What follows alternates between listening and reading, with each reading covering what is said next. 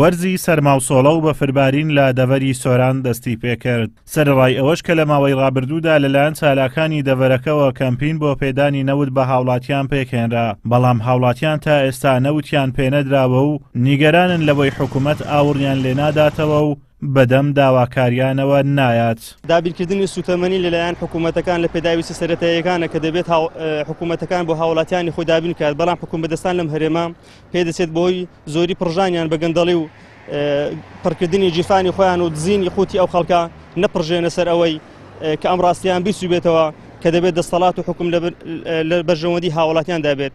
حتما بێگومان نەفت زۆرە، ئەگەر سەرزەمین و ژێرزەمینی هەرێمی کوردستان لێک بدەوە هەمووی پڕ لە نەفت، ئەگەر بێت و ئەو نەفتەی بدەنە خەڵکی خۆیان لە باتی ئەوەی بچن بە 50 دلار بدەنە دەوڵەتان، بابێن بە 100,000 بدەنەوە خەڵک مەمنونی شەلیان بکڕیتن.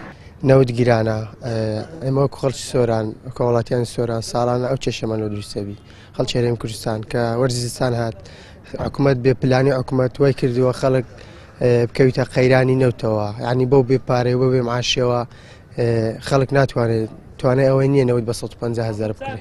بەداخەوە حکوومەتی هەرێمی کوردستان تا ئێستا بە شەسوتەمەنی بۆ هاوڵاتیان دابین نەکردووە، ئەوەتە بەفریشباریەوە و کە ئێستا حکوومەت هیچ باسێکی لەبەر نییە کە سوتەمەنی بۆ هاوڵاتیان دابەش بکاو و هاوڵاتیان پێویستیان بە سوتەمەنیە. ئێستا هەفتێک لەمەوبەر نەوت بە 135 نەشۆش، ئێستا ئەمڕۆ هەتا 155 ڕۆیە، عینی نرخەکەی بەرزە.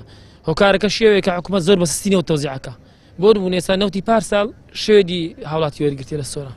جوگرافیای سنووری سۆران وا هەڵکەوتووە کە ناوچەیەکی کوێستانی ساردە و ساڵانە بەفر و بارانی زۆری لێدەبارێت، بۆیە هاوڵاتیان پێویستیەکی زۆریان بە سوتەمەنی دەبێت و تەنیا بە بەرمیلێک و دوان ناگەنە وەرزی بەهار.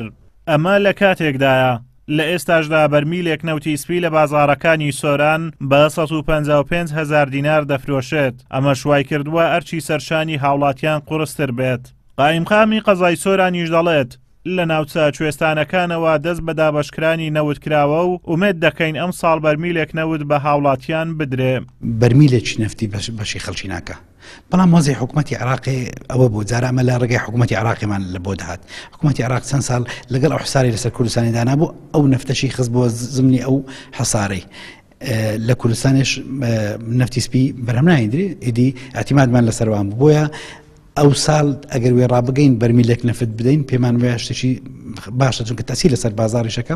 گەرچی لە چەند ناوچەیەکی سلێمانی و هەولێر دەست بە دابەشکردنی نەوتەکەی حکوومەتی عراق بەسەر هاوڵاتیاندا کراوە، بەڵام ئیدارەی شارەکان دەڵێت ئەو بڕانەوتە بەشی ئەوە ناکە هەر خێزانێک بەرمیلێکی پێ بدرێت، بۆیە لەم ساڵدا ئەولەویەت بۆ ئەو خێزانانەیە کە ساڵی پارهیس نەوتێکیان وەرنەگرتووە، بۆیە مەترسی دەکرێت ئەم ساڵ ناوچەی سۆران لە بەرمیلە نەوتەکەش بێبەش بن.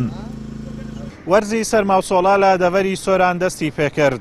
چیاکان بەرجی سپیان پۆشیوە بەهۆی بارینی بەفرەوە، بەڵام تاوەکو ئێستا هاوڵاتیانی ئەو دەڤەرە بەرمیلێک نەوتی سپیان پێنەدراوە. ئازاد وەمەراوەی کەناڵی ئاسمانی پەیام، قەزای سۆران.